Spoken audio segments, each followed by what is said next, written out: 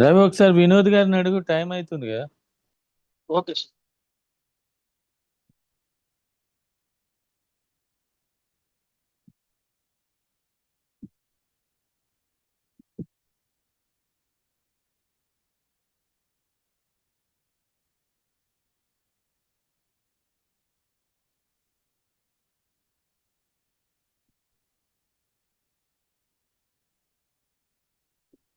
Sir phone busy వస్తుంది.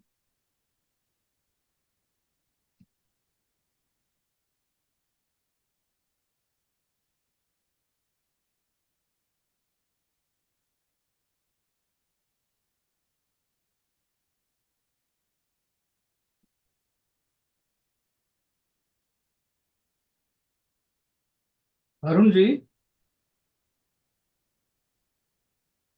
Yes, sir. who is the speaker for today? Professor Today- Bangya Bukya from Central University. Central University, Hyderabad. Yes sir, yes. Okay.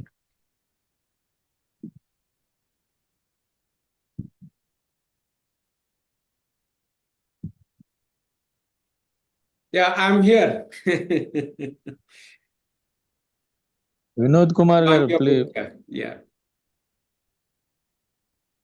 Now he joining, sir. Just one second. Vinod ji is the professor in National Law College, Delhi. Okay. So, what do you teach, sir? Vinod sir? Vinod sir? Hello? Ji.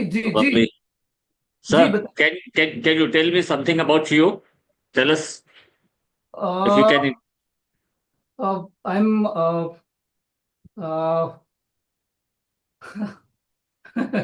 I've been see, No, this is- I was just asking, what do you teach? What law, basically? actually, this is the most difficult job to talk about oneself. Yeah, Right. I get- I'm a professor of law for the 6 years.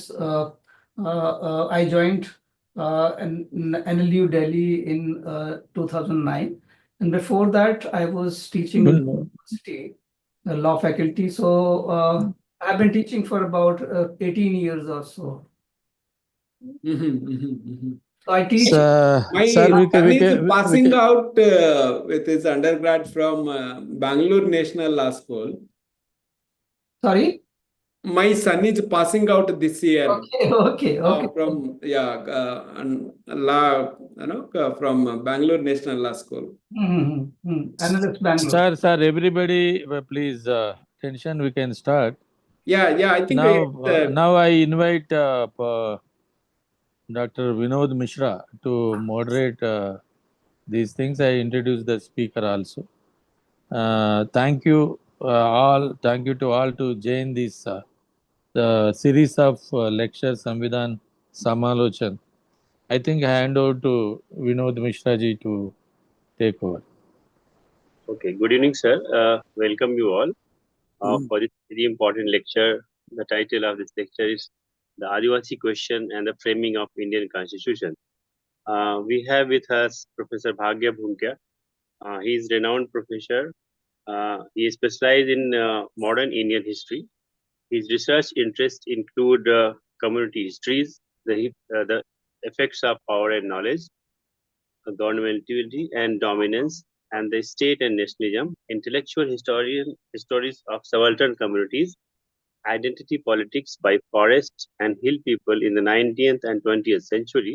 Before joining University of Hyderabad in 2014, he taught history at Osmania University and the IFLU. He was postdoctoral fellow at the School of Oriental and African Studies, University of London, and was a Fulbright Nehru Visiting Fellow at University of Pennsylvania from 22-23. Welcome you, Professor Bhagya Bhunkya. Nice to see you again. Okay. Thank you so much, Vinod ji. At the outset, I thank the Center for Dalit Studies and other associations. I think there is a big list of collaborators. My big thank to all the collaborators for this lecture. And I also appreciate your venture to organize a series of lectures on Indian Constitution in the to remark celebration of 75 years of the Indian Constitution, which came into existence on 26th January 1950. When Malepalli Lakshman Garu asked me to give a lecture, I thought of I will share some of my thoughts on Adivasi question and framing the Indian Constitution. As you know, we are increasingly becoming more obsessed of Indian Constitution. It is partly because there is a kind of threat from Hindutva forces to Indian Constitution. Apart from this, I mean, Indian Constitution, I can say it's one of the best constitution in the world.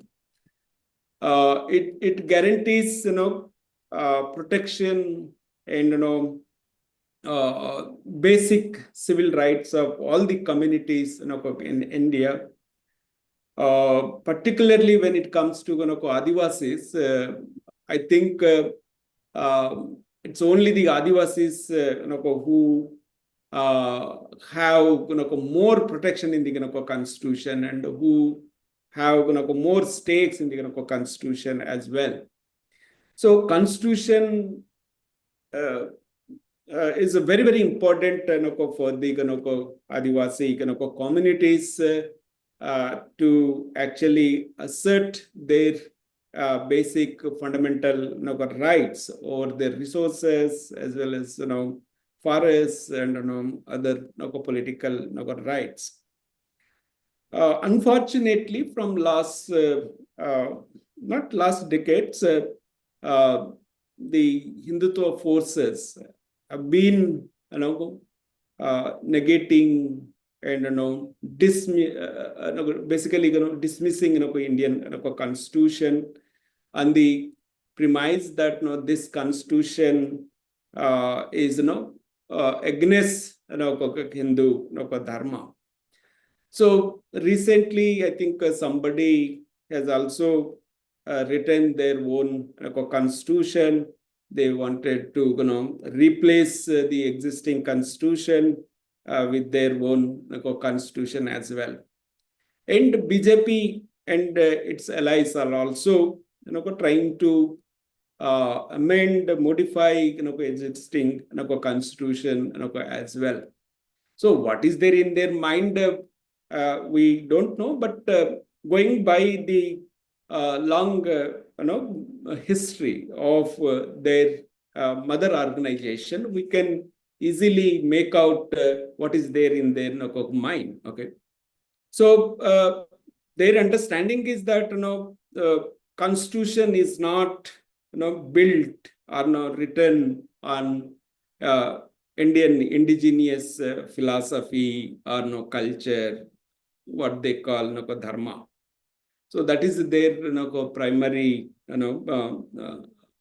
accusation or critique on the Indian constitution, and they wanted to replace this. But we know, the value of the Indian constitution, how it actually embodies all kinds of human values, basically. So in this context, I think discussing Indian constitution is very, very important. Okay, so what is said in the constitution is that not that taken for granted. Of course, there were many incidences where lot of amendments happened, and we keep on adding and reframing various articles according to the needs and challenges of our time. But changing the very basic of foundation of the constitution is biggest threat to all the Indians, particularly to the downtrodden communities. So when Ambedkar actually drafted this constitution, of course he included many things in the first draft, but once this was brought in the constitution assembly for discussion, lot of things were changed, amended, and new things were asserted in the constitution. So by giving this background, I would like to now move on to the topic I was given, the Adivasi question and the framing of Indian constitution. Before we venture into this, let me also tell you who are the Adivasis. The general understanding of Adivasi society is they are isolated, primitive, barbarian, all kind of nasty things are actually imposed on these communities. Most of these understandings actually come from colonial anthropology. Not that they were not there before the colonialism. There were very derogatory description of these communities like Vanavasis, Jenglis, Jengli Jatis, and all that were there. But specifically under colonialism, a typical kind of definition of these communities was given. So, and which is a very, very problematic. So as a historian, when I actually try to travel back and trace their history, what I understood is that these communities are basically political communities. And when the first, not all the communities basically comes from tribal background and pastoral lifestyle. So once agriculture was invented, some communities were settled at one place because agriculture demands permanent settlements. That is how village society or settled society was formed. And once a settled society was formed, a lot of normative system came into existence in the settled society. And certain groups could not adjust with the normative system, okay, because all the years they were living freely, autonomously, and suddenly somebody comes and tells you that you behave this way only, you have to live like this only. So then some groups parted from them and then started living in the fringes and gradually moved towards forest areas in search of livelihood and stuff. So as in Indian case, the Gangetic Valley becomes basically mainland India, and as Gangetic Valley or peasant society expanding towards the hills and forests, these communities were actually moving further deep into forests. So if you ask me why Adivasi communities live only in forests, is basically to retain their freedom and autonomy from this normative system. So if you see Adivasi histories all through the history, they lived outside the state system, and interestingly they also developed their own states and own politics during the medieval period as well. So there were very powerful four Gond kingdoms in the central India. There were Bhil kingdom in the western India. There were Nagas and other communities in the eastern India. So they had their own politics in their tiny territories. Keeping the empires, big empires like even Mughals, Guptas and all at the bay. So they were retaining their power with a lot of difficulties, and of course the wildlife and the rugged life in forests is also very challenging. Advent of the British rule was actually a big blow to Adivasi communities. The main difference between colonial rule and pre-colonial rule is in the pre-colonial rule there were multiple sovereignties. I mean, so there were empire, and then below empire there were many subordinate sovereign powers who actually act very independently. Okay, but the British tried to destroy all this subordinate powers and create a homogeneous sovereignty. That's where the whole problem is. So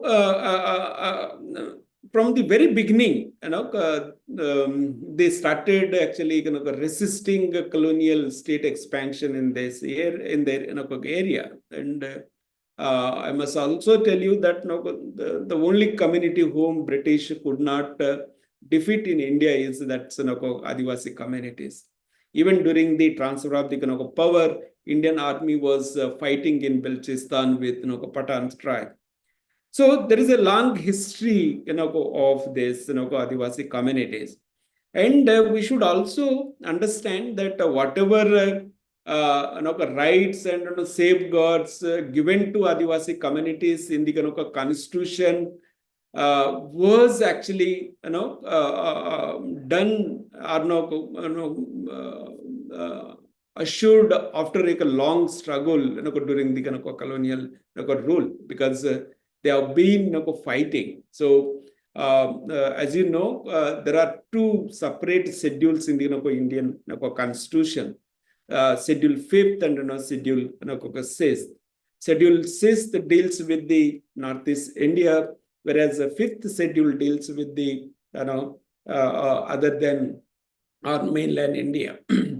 So and there are many other guarantees given to Adivasis in various under various articles. So these schedules and guarantees actually are not actually suddenly carved out and inserted in the constitution. It is as old as the colonial rule itself. Okay, from the beginning, the colonial state saw the Adivasi communities as separate groups, are different from the caste groups, and they tried to put them under separate administration, say from the late 18th century itself.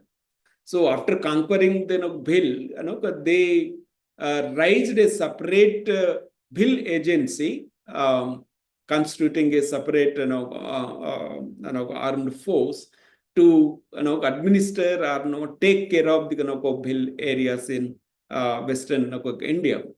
They have done a similar thing in the central India as well. After conquering Gond areas by 1850s or so, they actually raised a Gond agency there itself, and administered all this area. Very similar kind of what you have now, Silva Zudum kind of armed force to control this wild regions. And in 1874, colonial state actually comes up with a very proper systematic system under the Scheduled Districts Act, 1874, under which these areas were actually separated from general administration and put under a separate agent appointed by province and presidency governors. That is how, in the course of time, these areas are called agencies, because they were ruled by governors and agents. Of course, the system continued till 1935, and 1935 Act was another very major development in the evolution of Adivasi policies. So almost a lot of things actually, whatever said in the 1874 Act, and there were land alienation acts after 1900 passed by various provinces, and all these safeguards and provisions were also included in the 1935 acts. So this is a kind of background I wanted to give you. Coming to the constitutional framing, which is actually again a altogether a separate kind of activity, in the sense it's very much connected with the modern politics. So Adivasis were as I just said, were seen as primitive and uncivilized and barbarian and all that, and there was an understanding that they are not.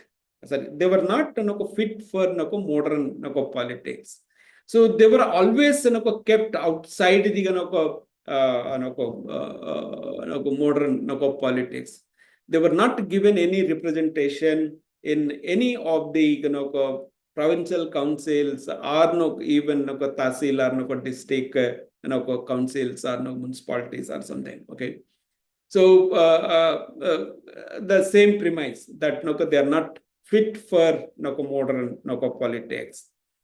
So the same mindset actually continued even till 1950s. Even in the 1935 acts, if you see, the quota was actually given to almost every community, including women, but Adivasis were completely excluded from this quota system. On this, there was also debate actually in the public domain, where even Ambedkar also takes a very similar position that Adivasis are not actually equipped with the modern politics.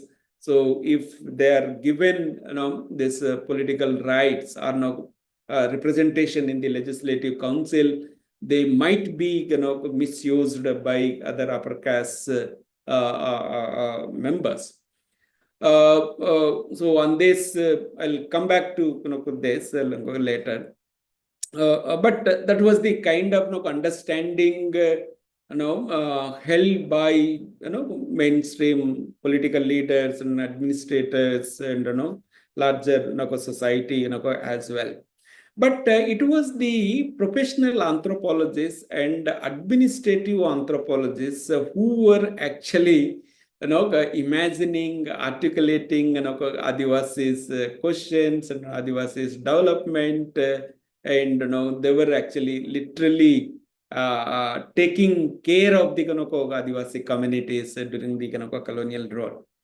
So it started actually from late 19th century, but by early 20th century, you see a group of people who are greatly influenced by utilitarian values and Christian morality and stuff. They were very much interested in Adivasi question, and they were living with these communities, visiting these areas, showing some very particular kind of interest. I can name some of them. You must have heard these names. J.H. Hutton, J.P. Mills, William Archer, Christopher Hymandoff, W.V. Grigson, Warrior Elvin. These are some of the people who were very deeply interested in Adivasi question. Particularly, Elvin was seen as a champion of Adivasi cause, and he was very instrumental even in designing Adivasi policies in the colonial period as well as in the post-colonial period as well. He was the main advisor of the first Prime Minister Jawaharlal Nehru as well. So most of Nehru's understanding of Adivasis was actually coming from Elvin understanding of Adivasis. So Elvin is actually a very interesting personality. He comes as a missionary to Central India. After seeing the plight of the Adivasis, he actually himself convert as an anthropologist and start documenting their everyday life and their histories, their oral stories and all that. And he produced actually huge number of volumes on the Central Indian Gonds and Kones and other tribes. Interestingly, he also marries a Gond woman. He lives in the Gond hamlet. He built his own hut there. So means the anthropology of this period was like when you are studying a community, you should become part of the community, so that you will actually get the insight, inner insights more deeply. So I mean, but there is a serious problem with his understanding in the sense he treat Adivasi communities as isolated, primitive, and uncivilized, childlike, harness, and all these things. Very, but very positive kind of understanding. I mean, so on the face, I mean, it looks like, but if you really understand it as deeply, it is very, very problematic, and it goes against the Adivasi communities. So the idea is that, like, again, they are innocent and childlike, so they cannot handle their things themselves. So somebody should be handle their things on their behalf. So that is a very problematic kind of thing. So they construct Adivasi question as question of poverty, okay, or question of the material condition. So that's where we have a problem. But Adivasi question is not basically poverty question or development question. It's basically political question. Why I say this is they have been lived in the history outside the state, and now you suddenly brought them under the state. And another very unfortunate thing is state takeovers. It started from the colonial period. State takes over forests and their land and everything, evict them from their land, make them poor, and now they say you are poor, so I'll come and develop you. So what schemes? They even don't ask what schemes you want. So some administrator design some schemes and impose on them. So that's what basically happening on the name of Adivasi development. But there was another interesting group comes from nationalist background and largely Hindu nationalist background as well. Okay, so even Congress party didn't pay much attention to Adivasi communities till 1930s, say till the round table conference. But by then, Adivasis, I'll come to that, was actually asserting themselves, organizing themselves, and all that. Okay. Of course, the round table, I mean, Simon Commission visit and round table conference actually created a kind of stage for the assertion of sectional rights in India. So all communities started asserting their rights and all that. So it was in this context Congress started paying some attention to Adivasi question. And that is how in 38, I think they go for Faras Satyagraha programs. Of course, that was again half-hearted in the sense they don't want to fight for Adivasis' right over the forest resources, but against the grazing rights and against the taxes imposed by the colonial state. So even this satyagraha was very limited and all that. But particularly after Ambedkar's grand entry into mainstream politics, it shaken Congress party, and they started again bringing all the sections into Congress fold. That's how a lot of Gandhian activists goes to Adivasi areas and start working among them and basically spreading nationalist idea and Gandhi among the Adivasi communities. So among them there is a very interesting person called Amrutlal Vittal Das Thakkar. So popularly called Thakkar Baba. Basically, he was personal secretary of Gandhi, and then he worked with hills of Western India, Gujarat region when there was very severe famine in 1920s. And then he starts a organization called Bhil Seva Samiti. Okay. And then he expanded this organization by renaming it as Adivasi Seva Samaj. Okay, so this Adivasi Seva Samaj becomes a kind of Congress auxiliary kind of organization to bring Adivasis into Congress politics. So that's how number of Gandhian activists start this kind of organizations across the country. There was a Gandhian activist called Vennelakanti Raghavaya in the Madras presidency, who were very actively working among the Yanadis of and Erukulas and other communities in Madras presidency. So, but this Amrutalal, means this Thakkar Baba was actually a kind of a civil engineer and convert into kind of Gandhian Adivasi activist. And then yeah, he become kind of champion of Adivasi communities later on. But again, I mean, as I just said, I mean, his philosophical understanding actually very much influenced by Hindu nationalist philosophy and ideas.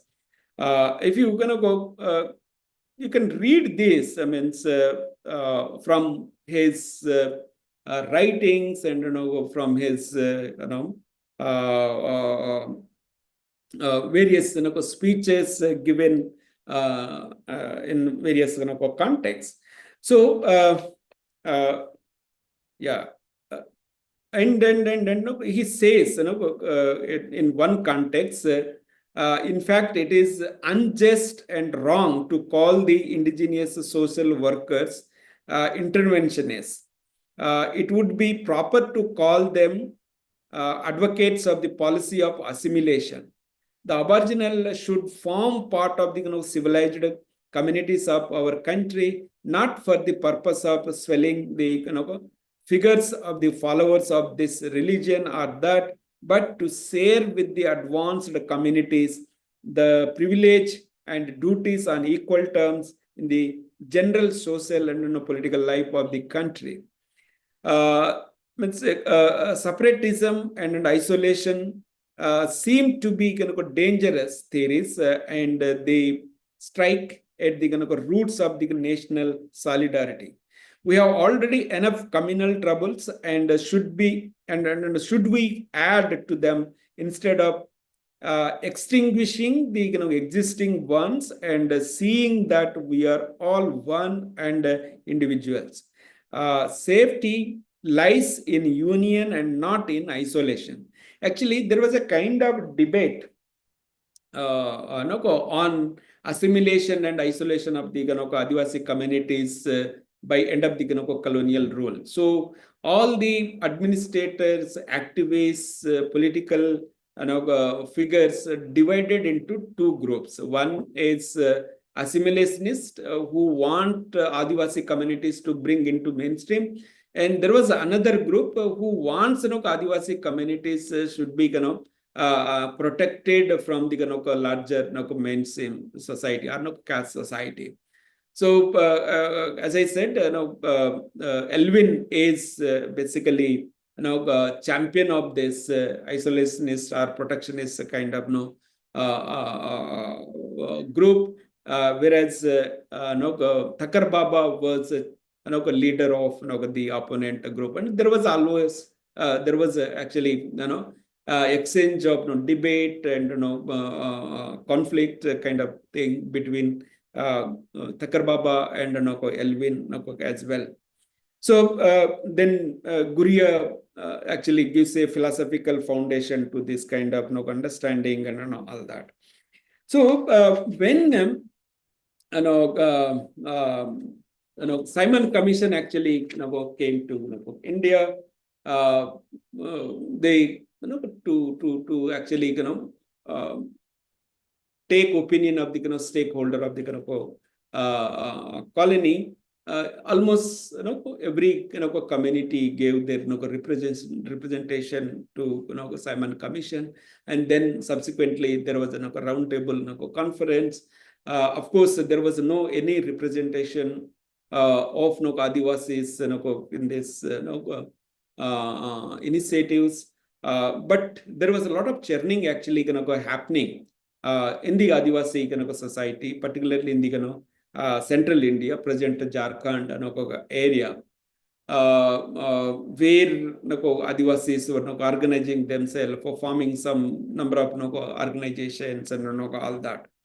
So in this, there was another very important person I should mention here, Jaipal Singh Munda, who was a very interesting personality and played a very important role in the Constituent Assembly as well. So this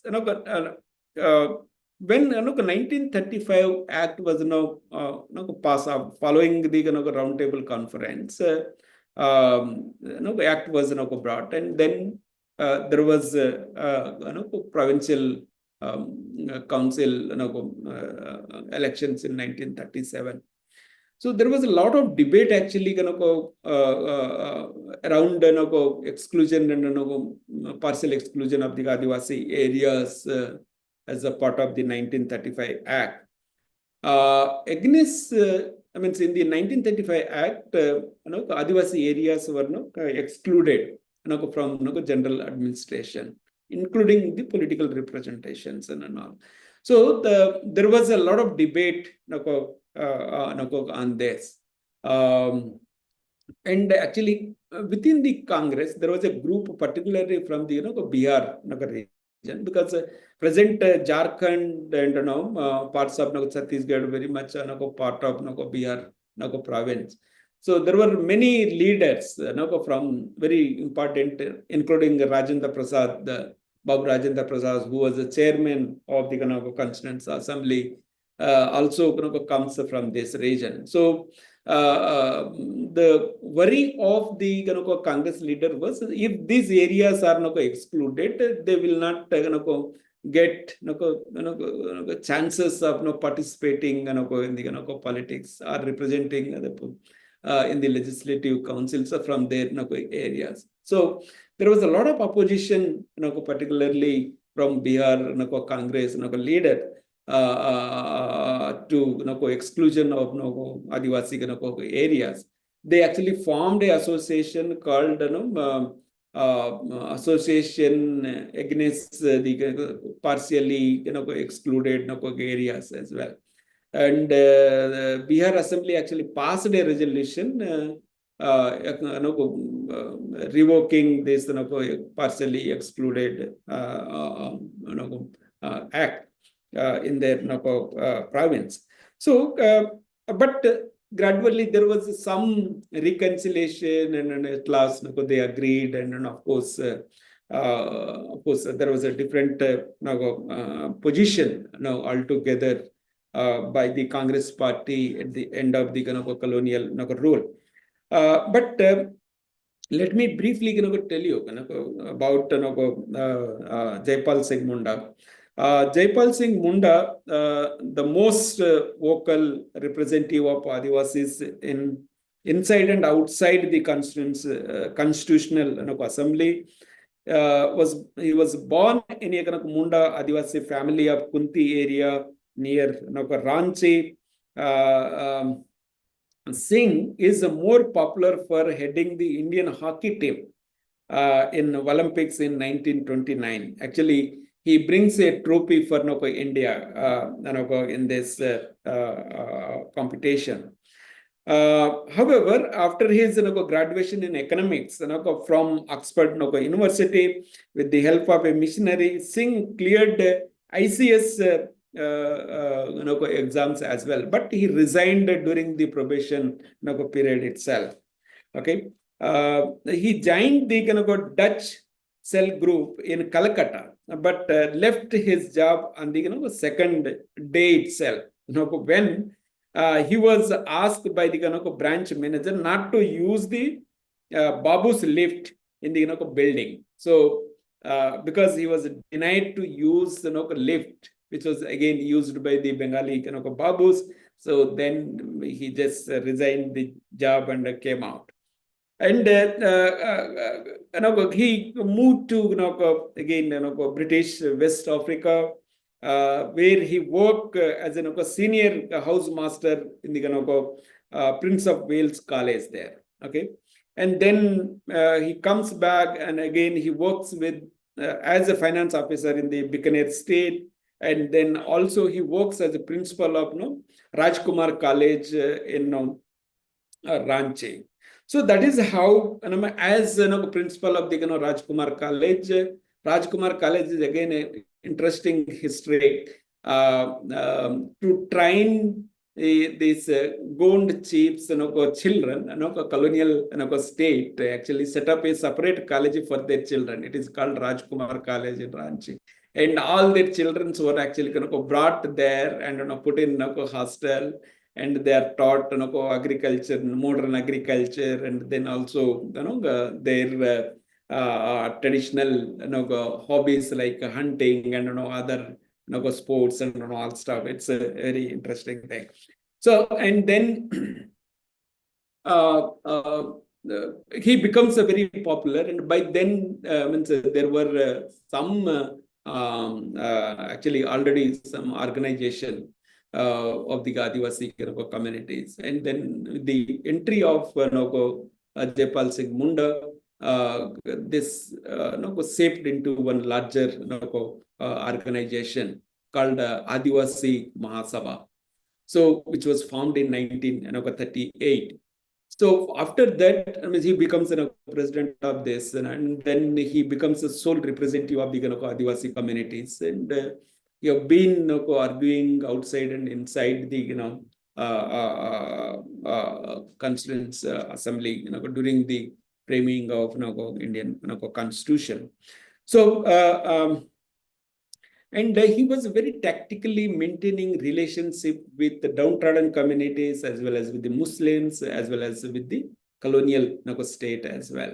So in the Second World War, he support British very openly, recruit a lot of Adivasis in the army as well, help the colonial state to recruit Adivasis in the army as well. So because of this, maybe the Cripps other cabinet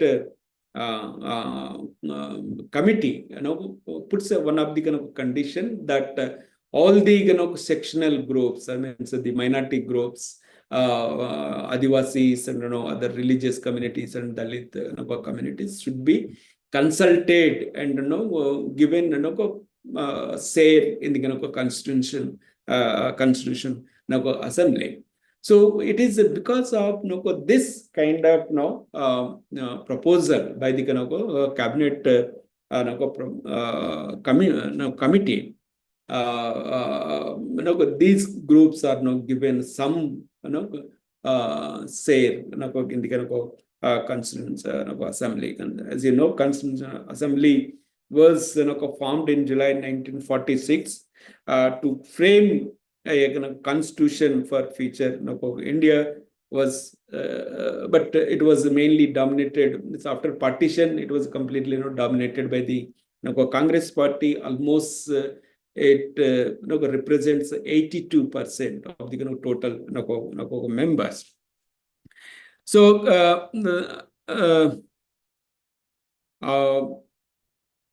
means Adivasi question means after partition and subsequent independence, Adivasi question becomes a very sensitive because there were some secession movements from Northeast India, and there was also demand. Actually, it was the Jaipal Singh Munda who imagined this. Separate provinces for Adivasis, carving out all the Adivasi areas. Even Jaipal Singh Munda actually proposed for Adivasi republics in the central India, carving out the larger concentrated areas of the Adivasis. Okay, so but of course this was not realized, but as a part of the Constituent Assembly, two committees were actually formed. Okay, to look into fifth and sixth schedule aspects. So there was one committee headed by the Northeast Indian committee or Assam committee was headed by Gopinath Badole. He was also Prime Minister of Assam. And then fifth schedule committee was headed by Thakkar Baba. Okay. Although there were 6 members in the Constituent Assembly, no Adivasi was actually given chance to head these committees. So both the committees, fifth and sixth schedule committees, were now headed by non-Adivasi or non-tribes. That we should keep in mind here. So and these committees traveled Adivasi areas and tried to incorporate their opinions in their report. But these reports are very much similar to the colonial stereotype kind of understanding of Adivasi communities. So particularly going by Thakkar Baba's report, it's very, very heartening. He says, going by the reports of the two subcommittees, the colonial rhetorics of Adivasi society was reproduced in these reports. However, the conclusion of the committees were strongly governed by the Nestle's hangover, the colonial language of backwardness, protection, exclusion, and development was mainly used to explain the Adivasi question. Okay, the committee projected that Adivasi question was a mainly question of poverty, backwardness, and development, but underlined how the land question was a serious problem in the Adivasi areas. So this is evident from all their reports actually. Okay. And Thakkar Baba submit an interim report before submitting the actual report. And he submit this without visiting actual Adivasi areas, present Jharkhand areas. So after submitting interim report, he just makes a symbolic visit to Jharkhand and then again sends a kind of resigner kind of report saying that whatever is submitted in the interim report can be taken as it is for even Jharkhand area as well. So basically this area was a very politically charged area. And Thakkar Baba deliberately actually avoid visiting this area. Okay, one can easily understand from his language and the way he manipulated things and all that. Okay, so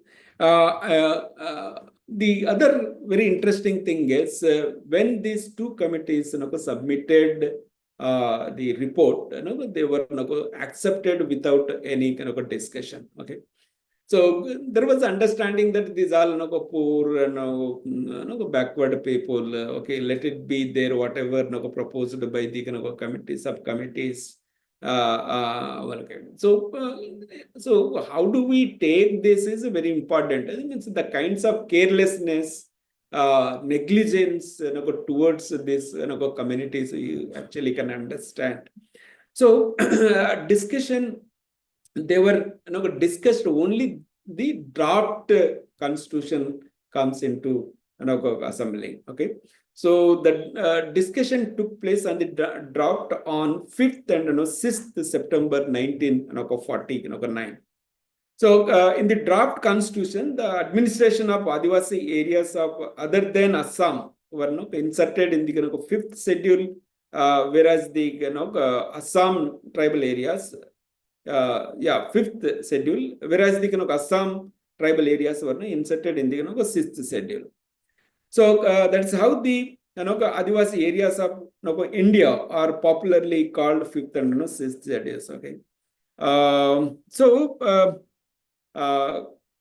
when this discussion was actually happening, there was a lot of opposition from again the Bihar Congress leader on whatever proposed in the draft constitution. Particularly Thakkar Baba, Brijeshwar Prasad, Bishwanath Das, K. Munshi, they were the people who were from the beginning opposing any positive proposal for the protection of the Adivasi communities and Adivasi rights. And there was a very heated kind of debate and argument between Jaipal Singh and this group. So at one point they attacked Jaipal Singh all through the proceedings. Sometimes even personally, Singh was humiliated and ridiculed. Whenever he brought the question of Adivasi self-respect and self-rule for discussion. At one point, he lost his temperament and said in a reply to K. Munshi's comment that I am very sorry to disappoint him that in supporting the 5th schedule, I did not dress in my bows and arrows, the lion clothes, the feathers, the earrings, my drum, and my flute.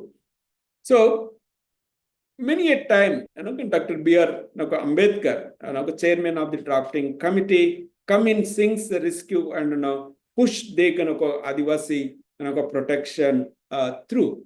So I mean, he always comes and support whatever Dr. Singh, Jepal Singh says, and saw that it is pass through the committee. Actually, Singh, I mean, so Jaypal Singh proposed two, I mean, so 5 amendment to draft constitution. Among them, 2 are very, very kind of important. So one clause is this schedule area confined only to notified areas, not to the whole Adivasi Adivasi territories. So Jaypal Singh proposed a amendment that the schedule area, I mean, whatever the provisions inserted or guaranteed to the Adivasis should be applied to all the Adivasis, irrespective of agency or non-agency areas. So that was the one.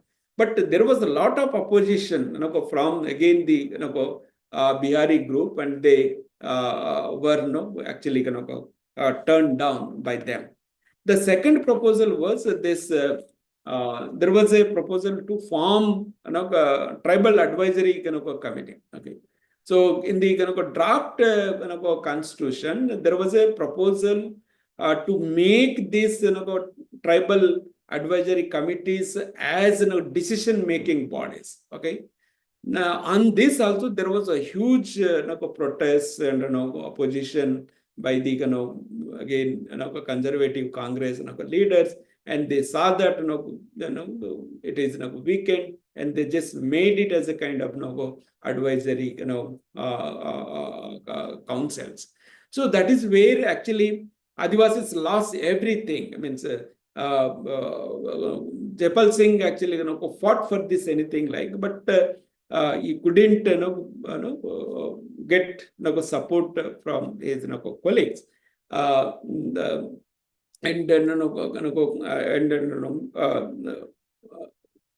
Adivasis actually lost every thing, in the sense they are not taking part in the decision making. Okay, so the only way they can take part in decision making is being part of this tribal advisory council. Now it is made it as advisory council, but initially in the draft it was actually decision making bodies kind of strong. So that's how actually everything was turned down and made on the line of the larger mainstream understandings. So that's a very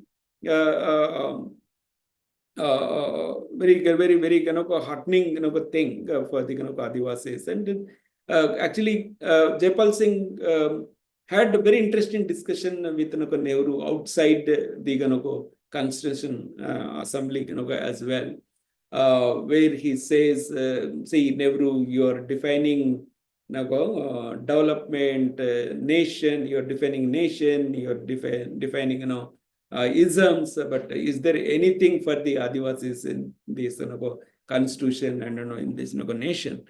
So because I mean, so Nehru again comes up with this Panchashila policy, which talks about gradual integration of the Adivasis.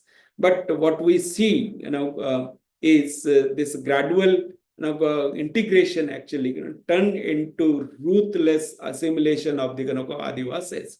So that is what actually is happening in the central India. Today the Indian armed forces are fighting against the Adivasis. So I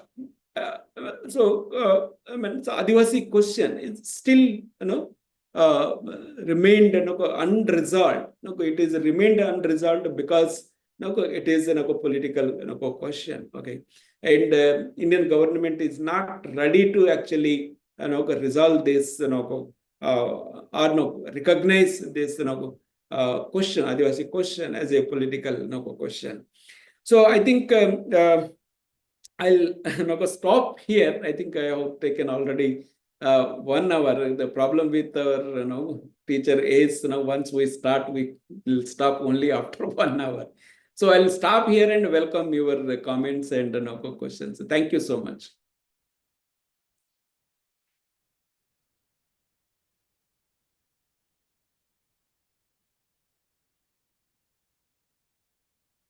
Thank you, sir.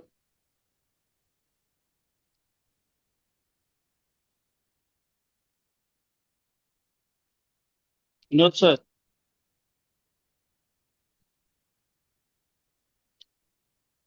Vinod, sir. Hello. Hello. Dr. Vinod, he is moderator. So I'm waiting. Yeah.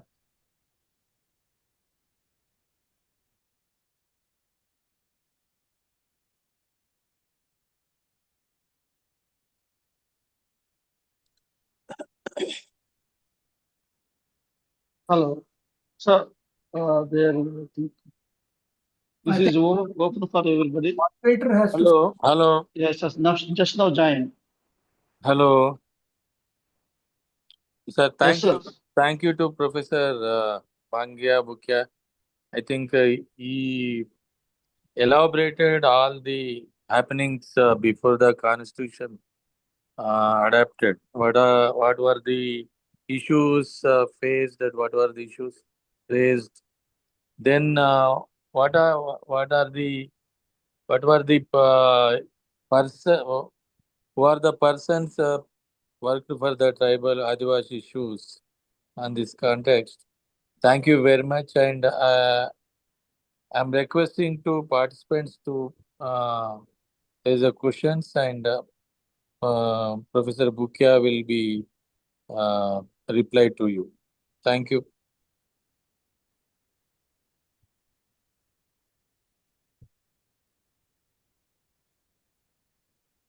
Sir, please unmute yourself. Whoever wants to ask the questions.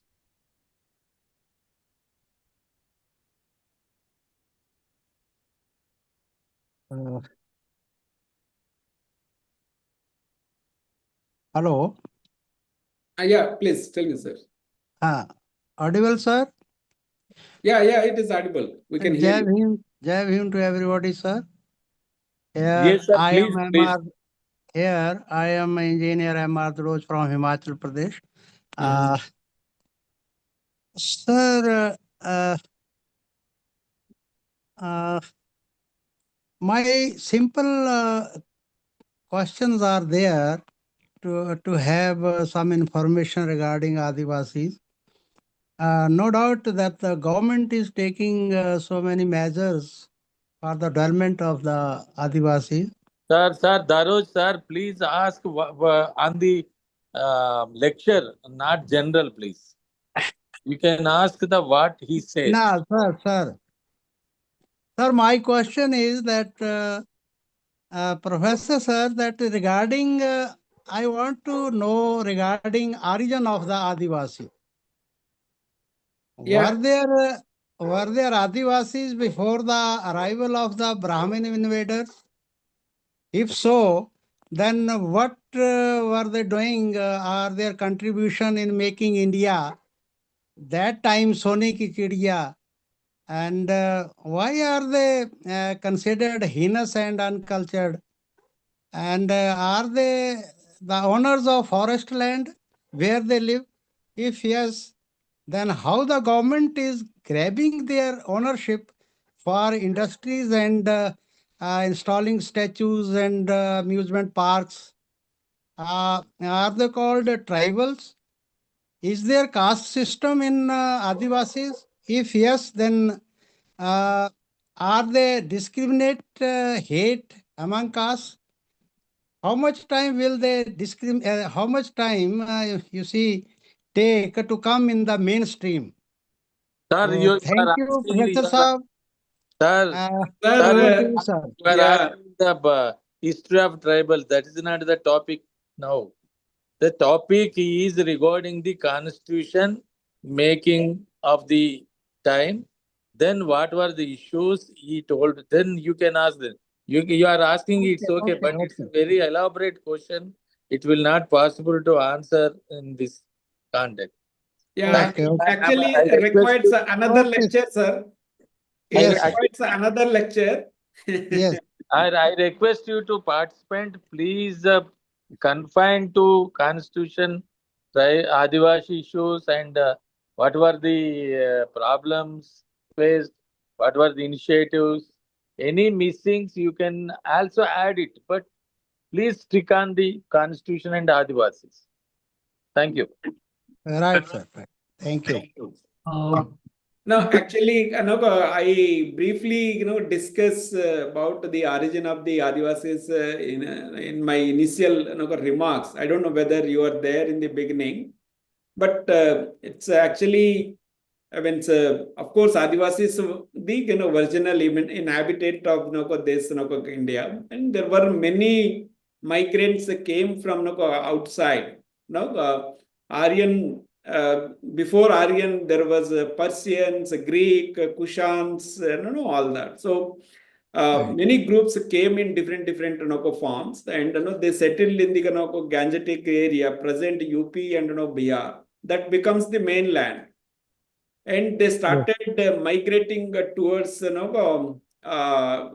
rich areas. Okay, like East Coast and West Coast, and wherever there is a fertile land. So as they were now migrating towards these areas, Adivasis moved to hills and forests. So we were actually driven to Adivasis are not driven to hills and forests by the caste people. Okay, so there is no caste in the Adivasi society. Of course, there is a hierarchy, but there is no discrimination, humiliation that you find in the caste society broadly. Okay, so there are many things. It will take actually another hour to explain all the questions you ask. Oh, thank you, sir. Thank you very Yeah. much. Thank you, Professor Bhukia. Okay, okay. Yeah, So if there is no question, then we can close it. Yeah. yeah. Thank you, Professor Bhukia, for your wonderful lecture, and particularly the last part of your lecture, reflecting on the kind of tussle and the contestations of interest of the uh, Adivasis, and then the Hindu lobby, nationalist lobby, negotiating a different kind of approach in the framing of the constitution and the questions on Adivasis. So whatever little I could understand from your lecture is that the Constituent Assembly has failed to take up Adivasi question as a political question, and it has actually converted the political question into more of a poverty and development question. Am I right? Yeah, yeah. I think there are two more hands raised here. I don't know what is the name. Bukia, one is in one question from May I yeah, Sabyasachi, and then he wrote in the chat box. may I continue with what I was? yeah. Please, sir, Vinod Gar, please continue. Please continue. Yeah. So I think Okay. So yeah, there are questions in the chat box. What And technological Bukia shifts is in a the scholarship are Vinod Kumar is necessary to decolonize the study? Bangya. The Vinod Kumar is continuing, not stopped. Okay. Sorry. Please, Vinod, please continue. Okay. Yeah, I think I understood your basic core of the lecture, that the Constituent Assembly has framed a wrong question of the Adivasi interest and their protection, because they did not, frame the political question. Rather, they framed development and poverty, question of Adivasis. But I think, and you have also reflected on the coloniality and Adivasis and how colonial empire, had a very different approach on the Adivasis. And I think we have to accept somewhere that whatever knowledge we have today, or the Constituent Assembly had at that point of time about the Adivasis, that was primarily produced by the empirical researchers produced by the British under their mega project of understanding the caste and communities of India, the native population, because they wanted to govern this country for a long time, and therefore they wanted to create an ethnographic profile of different castes and communities. And in that venture, they invested a lot of time and energy and money, and inviting a lot of anthropologists from across the world, and putting them into empirical researches, so that a huge database of the ethnographic profile of different castes and communities could be created. Right, so this was done, but I think problem arose from the time when the British created this forest department, right, and the Land Acquisition Act, which, and over a period of time, this forest department, and even after in the post-colonial period, the forest department turned into the biggest zamindar of the country. And even today, forest department is the biggest zamindar of the country. It has, it owns almost the entire forest and forest resources of the country. And, the forest department dictates as to who can have, a right over the forest and its resources, and who will not. So this is one problem where, which I don't know whether the Constituent Assembly has discussed or not. I'm not aware of it, whether the monopolistic, and hegemonic power of the forest department, coupled with the Land Acquisition Act of 1894, was ever discussed in the Constituent Assembly or not. And Sir, can you stop this? You can yeah, please answer the question. Otherwise, it will be very long. Yeah, Then please, another. please, Professor Bhukia. No, thank you so much, Vinodji.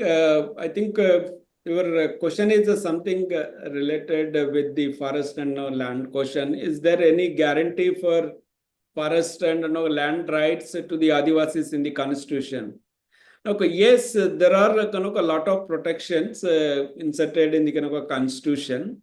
But compared to sixth schedule, the fifth schedule areas are more exposed to exploitation and a larger society, because they are partially excluded areas, whereas the sixth schedule are completely excluded areas. Okay, so you have district councils and completely autonomous body system you have in place. So to some extent, they could actually protect themselves, whereas fifth schedule area are very, very vulnerable, in the sense there is no mechanism which can protect them. Of course, on paper there are acts, even from the colonial period, Land Alienation Act, even princely state, actually, like Hyderabad state and Baroda and Mysore, they brought out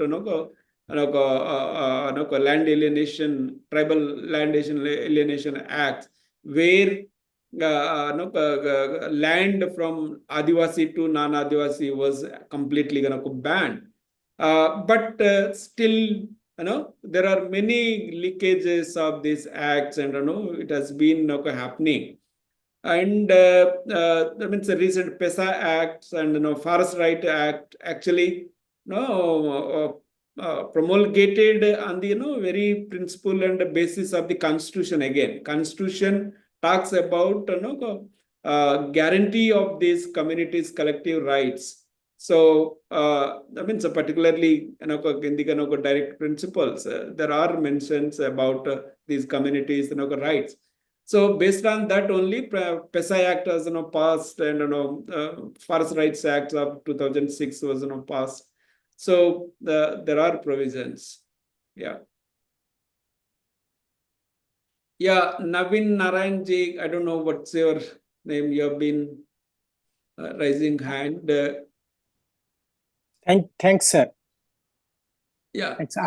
Yeah.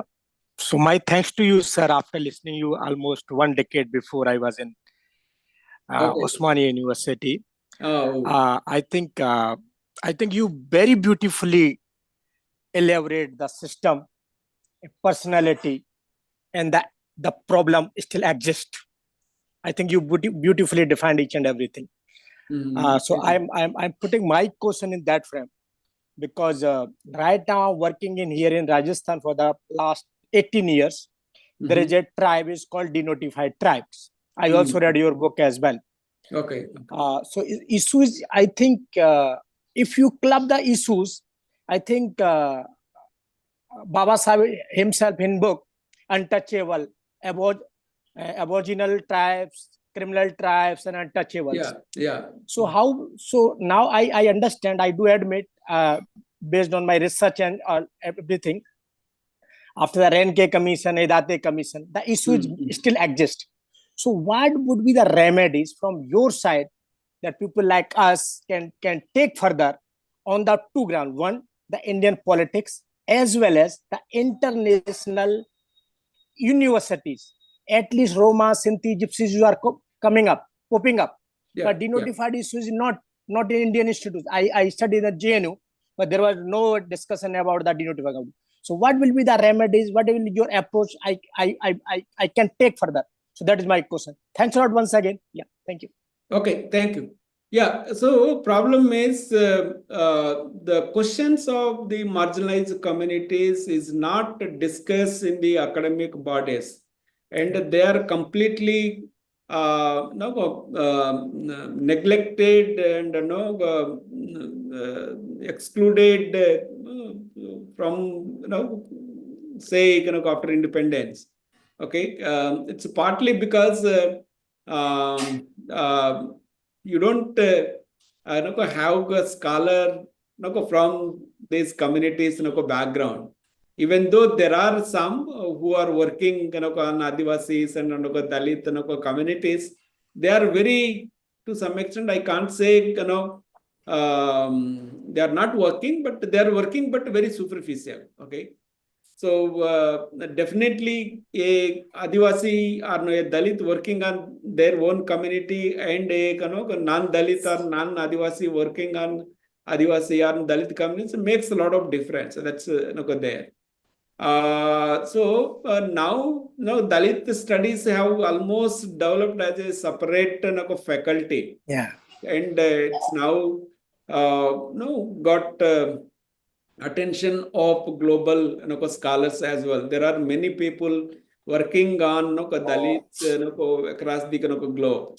So now Adivasis are also getting some attention, but compared to Dalit, of course, it's very, very less. And as you're saying, I mean, so of course, Durban conference was very, very crucial. I mean, so that's how I see when it comes to Dalit question. Because of that, people first time came to know about the term Dalit and the suppressed people and all that. Okay, so there is nothing of this sort. Connecting regarding Adivasi communities. But last year I was in US at University of Pennsylvania, and I visited some of the Indian communities there. I mean, it's tribal, aboriginal, they call First Nation people. And their history is very much similar to Indian Adivasis. So what Britishers did here was almost same they have done to native people in America, the Europeans. Okay, they were butchered, they were brought by the missionaries and transformed and all that. Same say. Okay, and coming to Romas in Europe, you find same similar kind of experience. So after railways and after establishment of colonial state, they were literally after the nomadic communities basically, branding them criminal tribes, putting them in settlement, and all kind of torture and persecution of these communities happening in a very bigger scale. The similar kind of thing was happening in Europe in the 16th, 17th and 18th century when European states were fencing off all their forests and lands. Okay, they were evicted from the forests and then they started attacking on the villages. So then branded them as criminal, habitual criminal and all that, and they brought many black acts to actually suppress them. So the black European states, particularly Britain, passed many black acts to suppress the gypsies and Romas in Britain. So same similar kind of acts. I mean, so the actually the Criminal Tribes Act of 1871 very much similar to this black acts. Yeah. So there is a sad history of all these communities, but problem is now bringing them on one platform can be done only through the academics. No, so but that's not happening, unfortunately. Yeah, hope this will happen in future. Yeah. Sabyasachi ji, yeah, I think you have some question. Sabyasachi Banerjee. Sabyasachi mentioned in chat box. Have you Okay. I'll have you see read the and chat box. I think he mentioned his opinion. I Okay. think, majorly, he didn't have any serious question. I think. If Sabyasachi is there, please unmute yourself and How can Sabyasachi, please unmute. how can federalism in India be reshaped to accommodate Adivasi national territory governance and customary laws without subsuming them under majoritarian legal norms? To what extent does the state's developmentalist rhetoric Sabyasachi is continued unmuted. Please. dispossession of Adivasi land and cultural erasures? And It is a then, very detailed answer. yeah, can I think any short question, Bangya. Sabyasachi is It's not unmuted. short, it's a very long answer. Sabyasachi, please, Don't have time. can please existing respond. academics frameworks sufficiently engage with Adivasi histories and cosmology? Yeah, I mean, so these are Sure. possibilities regarding the first question. See, now you are forming actually regarding the autonomy and forming separate administrative system for the Adivasis. It is very much possible. They are not asking anything outside the Indian federal system. Okay, they are asking within the federal system, wherever there is a large concentration of Adivasis, you can make them as a separate administrative unit and give them some rights, autonomy over their territories, over their resources, over their forests. That is what they want. So a similar kind of thing is actually already done in Canada and Australia and also in America. There are many native people, they are called reservations. Okay, so where they are actually given complete right over their territories. So they have some bigger reservations have their own hospitals, own schools, own banks, own casinos. So they are actually running their own system. So if problem is Indian government is not recognizing existence of indigenous people itself. So although government is a part of this indigenous people's right UNO agreement, but they are not recognizing that existence of the Adivasi or indigenous people. That's another very serious problem. Yeah, the other things regarding development rhetorics, of course, that's what I have been arguing.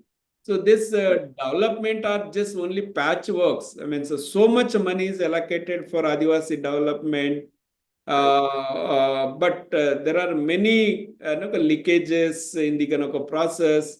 And on top of all this, basically, these policies are basically framed by some administrators who doesn't actually understand the problem of the Adivasis. Adivasis problem is something else, and treatment is given at something else, somewhere else. So that is the major problem. Regarding scholarship, yeah, it is possible, but the only thing is we need more sensitive people who stand by Adivasi questions, so that we can bring more the Adivasi aspects into our academics. Yeah. Okay, sir. That's the question. Thank you, sir. Yeah. Thank you, sir.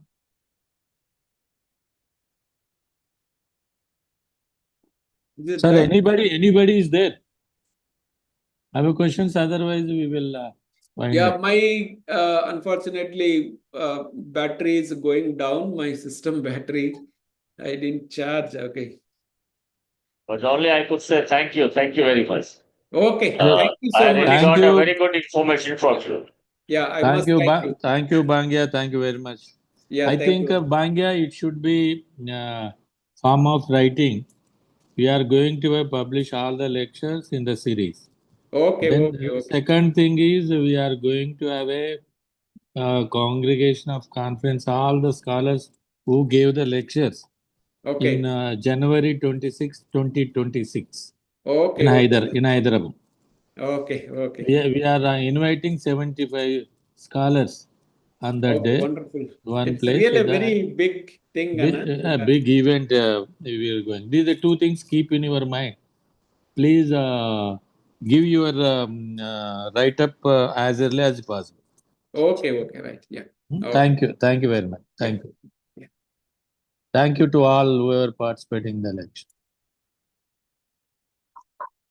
So thank you very much.